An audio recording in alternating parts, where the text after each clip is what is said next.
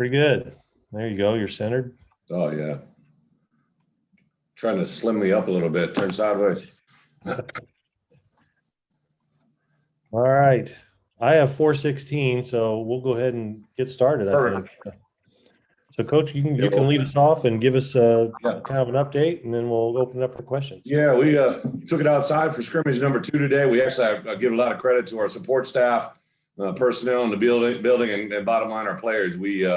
We moved it up almost an hour and a half. We thought some weather was coming in. A little bit got on the back end, but guys adjusted. Everybody made it work. Went out in the stadium. We got another nice, good scrimmage day in. Came out of it completely healthy. A couple guys banged up, but they were really, I thought, a great indication of what we saw today is what we saw Thursday. Probably had one of our more productive practices on Thursday in the elements, which was really a positive thing. Today we actually worked, all phases of the game. So in the kicking game, we worked field goal block, punt return, and then on offense we worked situational football, first, second, third down, red area, and then at the end, the second half was all move the ball. We had a Big Ten officiating crew out there, so they were able to experience that as well. Just a lot of positives. Obviously, a lot that we got to correct, but just like 3 things. I like the way this group works. They continue to buy in to keep stacking days. They, again, I really stressed to them at the end of today's practice that I wasn't at all surprised by what I saw today because of what I saw Thursday, just to reinforce to them, if you keep putting them together and try to refrain from those days when we step back, good things will happen. And then third thing, probably the biggest thing is, we're all in this together. We got to play complementary football. How our guys play offense, defense, special teams affects the whole picture. So even on today's when we're like scrimmaging, really trying to make them all understand the total buy-in. And then before I forget, also JC Uri, one of our strength coaches who's really kind of taken the room by storm. A guy we brought in from West Point is actually getting married today. Him and his wife, Erica. Very special day. So we sent out a little video to them and give a shout out to them on a new step in life together, and very, very excited for them and their family.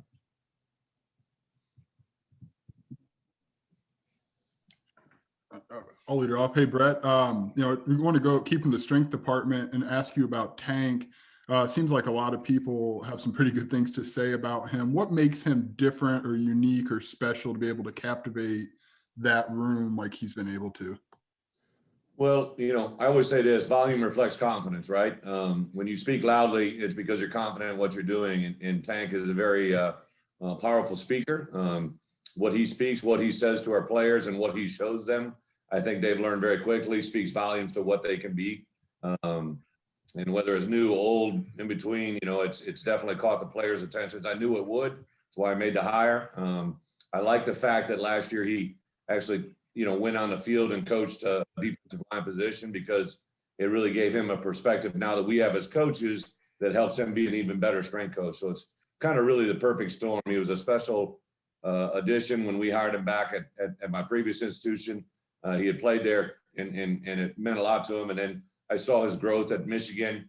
I saw what they thought of him, and more than anything, I saw the people talk about him. I heard reflection of players when I was with the Patriots and the Giants. I would interview Michigan players, and they would talk about the effect Tank had on them individually in that room. So I knew going into it, this would be a great addition. Probably the part that's been the most rewarding for me is a lot of my assistants had no idea who he was or what he was.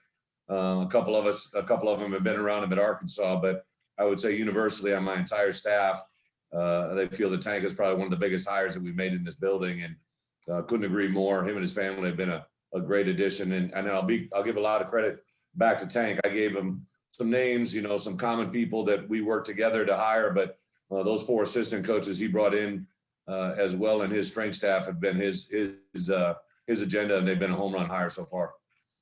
Awesome. Thanks, Bret. Appreciate it. Thank you. Hey, Coach, obviously you put 4 guys on scholarship this week that had not been on scholarship before. One of them, Taylon Lindsey, he spoke with us and told an incredible story of sleeping in his car, having a 6-month-old daughter, and some other details. On an emotional level, what's it mean to you to see a player who cares that much about his family and all those kind of things be rewarded like that? Well, you always learn more from your players, and all 4 of those guys, earned that scholarship opportunity for a reason. They embody everything we talk about here in you know, smart, tough, smart, dependable players. He's obviously icing on the cake. I can't stress enough that, you know, we all love to win games. We all are in this, you know, to win Big Ten championships and everything that goes in between. But one of the greatest rewards of coaching is getting to know these guys on a personal level, seeing the rewards. The reaction from our guys in that team meeting on Tuesday was probably one of the warmest moments I felt in you know, for definitely my 13 years as a head coach, and I would say 28 years in the profession, just the genuineness of that moment. Talon is obviously very special. I learned a lot about him as well. He came out at birth with a struggle and a fight and came out on top. I've made the comments, I was born with chicken pox, came out swinging as well. So we have a common denominator just kind of in how things are. And then I told all those guys when I gave them that scholarship, I started as a walk-on. I know how much this day means to you. So yeah, it's very special. I can't put it in words. And then I wanted to follow up. Having a 6-month-old daughter, I mean, scholarship, he said, is going to help him a lot. As someone who cares a lot about family, I mean, you've made it the slogan of your program on social media. Just what's it mean to you to be able to see a player start to build his own family? You spoke about it with Fedarian Lowe, but I guess speak on it here as well, I guess. Well, you know, to be quite honest, you know, I didn't have my first child until I was 47. So I can't imagine having a child at that age without responsibilities and everything. And I distinctly remember walking into that team meeting the day after Penn State and seeing, I didn't even know who Talon was, and see him sitting there with a child in his arms in a team meeting, just kind of gave me an indication of what it meant to him. So yeah, he's going to be a great father. He's going to be a great person for that, for his daughter to be involved with on a daily basis. And you know, the other guy that jumps out to me that, you know, the love that Velo shows for his kids and how he represents his family. I think we got a lot of that in this building. And to be quite honest, if we have a lot of that, I can get the football side of it right. I don't know how long it's going to take or where we can be, but there's definitely a lot of positives going in the right direction. Thanks, Coach. Appreciate it. Thank you, Alex. With a little over 1 more week left for spring practice, do you feel that your team is right where you want them to be before the spring game, or do you feel like you're more ahead of schedule? Yeah, I understand the question, but yeah, we are where we are. There's definitely some things as I reflect back, I wish we could have pushed forward a little bit more, but with this group, I think we have to understand baby steps are important, right? Before we can begin to walk or even run, we have to learn the steps to get to where we need to be. And it was, I just kind of took it back to ground zero. We kind of went back to that even last week. No disrespect to where we were, just it wasn't where we needed to be. So I kind of wanted to go back and start again, and they've responded very, very well. We've got 3 weeks behind us. Can't do anything about that. We got 2 weeks in front of us. We can't do a lot about that. So that's where our focus lies. You know, I stress to our guys all the time, the one common denominator everybody in this world shares is time. And it doesn't matter how much money you have or don't have, you can't buy time or go back. All right. All you have to do is live in the moment of the results you've got and move forward. So we're going to move forward with these next 2 weeks. Next week's a very important week to get to Monday night, and we'll take it day by day. Coach, where are you at quarterback right now? Is it a guy starting to separate a little bit, or you see it's kind of the worst situation? You kind of talked some about this, but tell me a little more detail about that. Yeah, you know, quarterback play is essential for a football team, not just offensively, but a quarterback. You know, in my thinking, all right, it's kind of like when I go out and recruit high school quarterbacks and I talk to them and their parents. I say one common element that a quarterback shares with a coach, a head coach in particular, is many times you get way too much credit when things go well, and many times you know, take the shots for things that don't go well. As a head coach, I'm going to take every one of those shots. That's my responsibility. Quarterback play is just as much importance for me as a head coach to deliver as anything else. So I'll always defray that to me, and I'm very, very upfront and honest with that to our recruits as we're going. As far as our current players, you know, just like our first string quarterback or our first string Mike linebacker or our first string corner, they're all important. I understand the focus of quarterback, but they're getting better. Every one of them that's been taking reps, all 5 guys, is better today than we were on day one. And certain guys continue to take a step forward.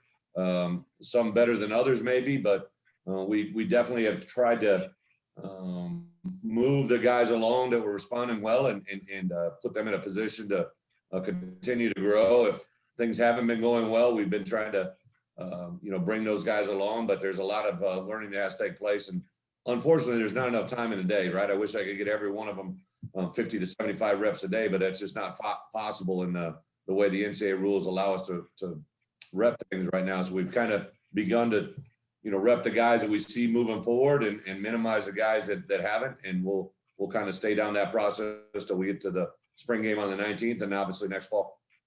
One more thing, would you consider adding a grad transfer quarterback during the summer, or spring or summer? Is that something in your wheelhouse or something you think about it or no? Yeah, since I've been here, we made some grad transfers before spring ball. Guys were able to join us. Prather, Hudson, Prather, and Chase Hayden. But we've continued to work and recruit the grad transfer portal. We have looked at grad transfer quarterbacks, but as of right now, haven't gone down that road. We kind of made a decision as a staff before we started spring ball. We were where we are as a staff with our roster, especially with the grad transfer world. As we go through spring ball, if we saw some obvious areas that we needed to fulfill, we might add a few grad transfers. But right now, I think we're just sitting steady where we are from a quarterback standpoint, and we'll see what kind of comes out of the back end of spring ball. Not only for us, but also, grad transfers. There's a lot of things that happen post spring on each individual camp across the country. Thanks, Coach. Thank you. Hey, Bret, kind of have an off-the-wall recruiting question a little bit, but wanted to see if you had any thoughts on it.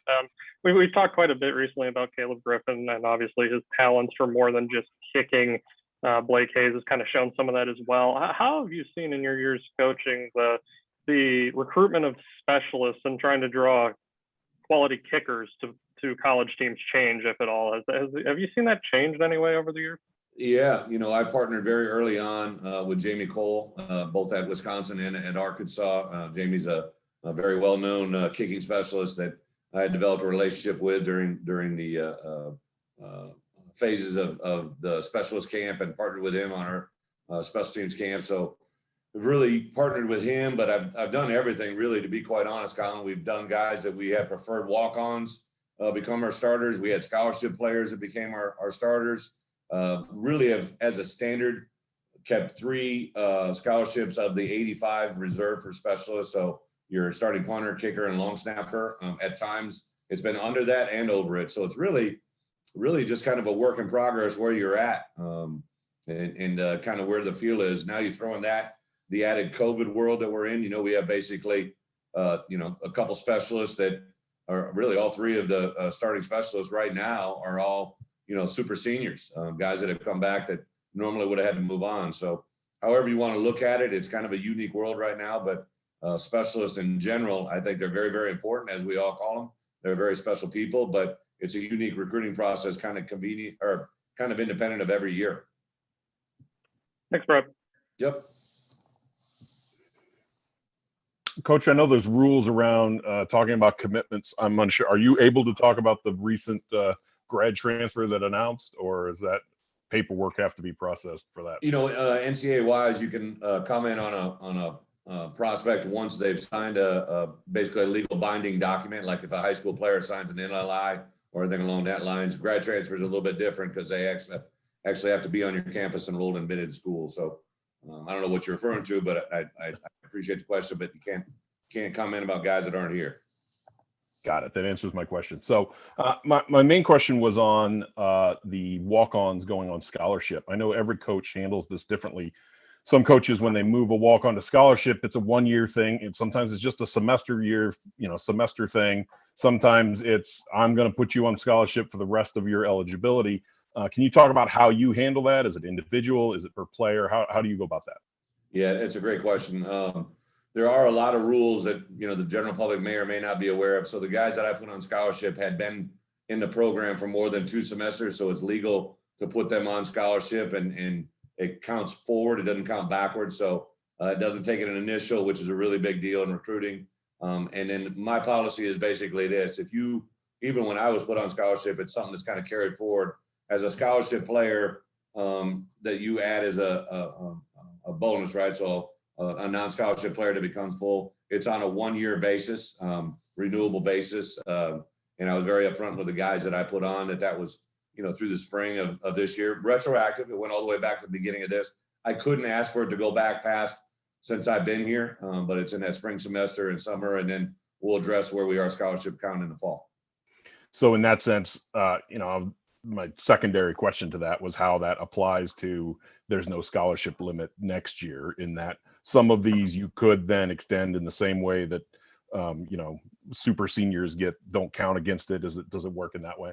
Yeah, well, there are some rules. The super senior rule does obviously change the recruiting numbers, but as far as the number of players we can add on to scholarship, it definitely affects that. So there are limitations that we go forward. To answer your first question, like that directly affects where we're at right now, right? So there is a couple of those guys that are bonus seniors, but there's some that have 2 years remaining eligibility and et cetera. So each case is a little bit different. But even when I put JJ Watt on, right? So I've had some really good former walk-ons, JJ, Jared Abadaris, Brady Ewing was a 4th-round pick, I believe, to the Atlanta Falcons fullback. Ricky Wagner was a 5th-round pick to the Baltimore Ravens, who went on to be one of the highest paid tackles in the NFL. So every guy, even in my past, I'd put on just a 1-year scholarship, and they earn it every year. So it's just kind of the policy I've always played out. Got it. Thanks. Thank you. Fred, have you decided how you want to do the game on the 19th? Meaning, ones on ones, ones on twos. How do you want to manipulate the game? Do you want to have a red zone section? Have you figured out how you want to do that in 9 days? Yeah, Matt, the intention is to play just a traditional Monday night football game. To be honest, we're going to go out there. It'll be our best against the best, offensively against the best, against the defensive best. And also the possibility, just based on numbers, that might be ones against everybody else or our best against everybody else, and you can spot the score. What I'm trying to do is get to probably Friday of this week, Friday, Saturday, see where we are depth chart wise. We were very fortunate today, didn't have any significant injuries. So if we stay on a path of being pretty healthy, which we've been on, we'll try to be as competitive as we can. But it'll be basically a normal football game that everybody's accustomed to watching as a football fan. There won't be any stoppage of play. We might do a little continuous clock to fill the 2-hour segment the Big Ten Network gave us, but I went to them basically asking to, give us a block of time that would give us a national audience, and that's what we've got, and trying to deliver as great a product as we can, have a little bit of fun along the way, and see how good a football team we got. And Brett, my only other question was, when I did the transcript of our last Zoom with you, you mentioned a player who had transferred and then might want to come back.